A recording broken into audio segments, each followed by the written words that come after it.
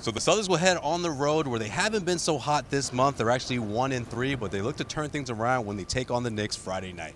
This segment is powered by betonline.ag. Head over to clnsmedia.com/win where you can enter to put a wager down for the big game Sunday, Super Bowl Sunday between the Patriots and the Rams. That's right. When you enter the promo code CLNS50, you can get 50% of your deposit back by heading to clnsmedia.com/win. Enter the promo code CLNS50. So, Chris, Nick, clearly this is a game where the Celtics could capitalize big with or without Kyrie Irving. Still no word if he's going to be in action Friday night at New York. But, Chris, why do you think the Celtics have struggled so much on the road this year? Well, I think it's at home. I think it's a lot has to do with the crowd. Terry Rozier said after Wednesday night's win that the fans are unbelievable. They take advantage of that. It gives them energy. And I think a lot of it has to do with their first quarter. They jump out to early leads very often here at TD Garden. And that hasn't always been the case on the road. I think they're 25-7 when leading after one. When they trail, they're 7-12. And then they are 16-3 when scoring more than 30 points in the first quarter. Oh, so man, I think Clevis Murray, I you got these stats, man. Coming hard.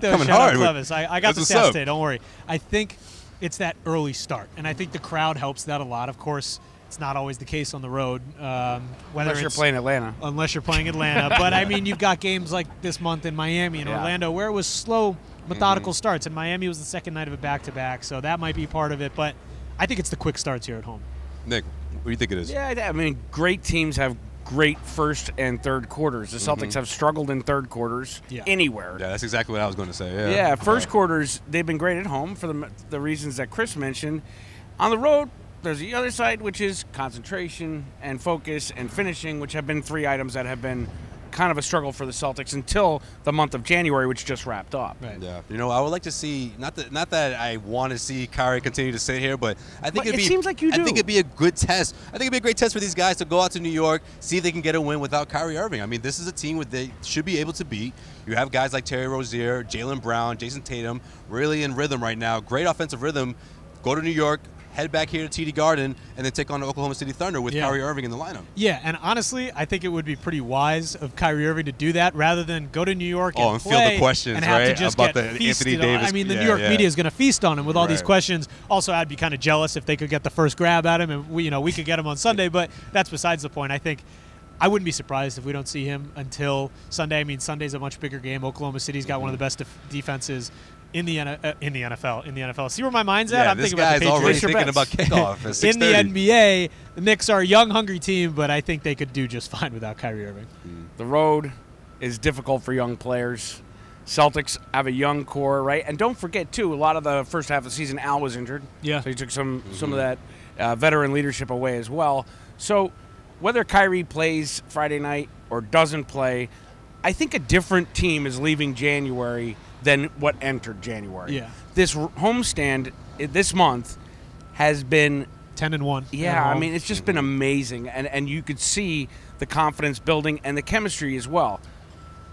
Can they carry that on the road? Good teams do. Yeah, and I think a lot of this also has to do with the brutal schedule that the Celtics had at the beginning of the year. They were on the road a lot. I remember vividly Brad Stevens coming back from a road trip and saying, we were just in 3 time zones in 4 days. And this is a younger team, and they look tired, and that happens. But they're going to get some time off. They don't play. I think they play like 11 games in February. They got the All-Star break, so there's going to be some time off. But I think that tough schedule early on really had a lot to do with it. And let's not forget, too, no training camp. Yeah. I mean, it was like a fragmented, it was a weird training camp schedule, too. I still do find it kind of weird, though, because this was a great road team last year. And granted, it's a new team, essentially. It's a new season, but it's a lot of the same guys. So that part is still kind of puzzling to me. Don't forget, they didn't win on the road in the playoffs without Kyrie Irving. You're right, but they had one of the best road records in the regular season last year, so kind of puzzling. Yeah, I just think it's really important for these guys to go into the break feeling very confident on a very high note.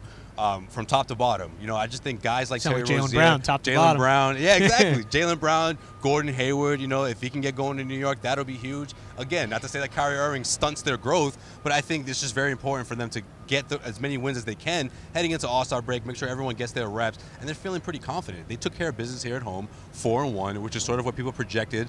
You had that big Golden State Warriors game in the middle of that 5-game homestand. Sure, you dropped that one, but you took care of business against the other teams. That's exactly what you wanted to see. Yeah, and I mean, realistically, if you're Kyrie Irving, if you're the medical staff, why rush him back to play the Knicks? This team's rolling pretty well on the offensive side. Save him for OKC. It's a bigger game, tougher Not to opponent on mention, Sunday. like you said, spare them the Yeah. New York media. Yeah.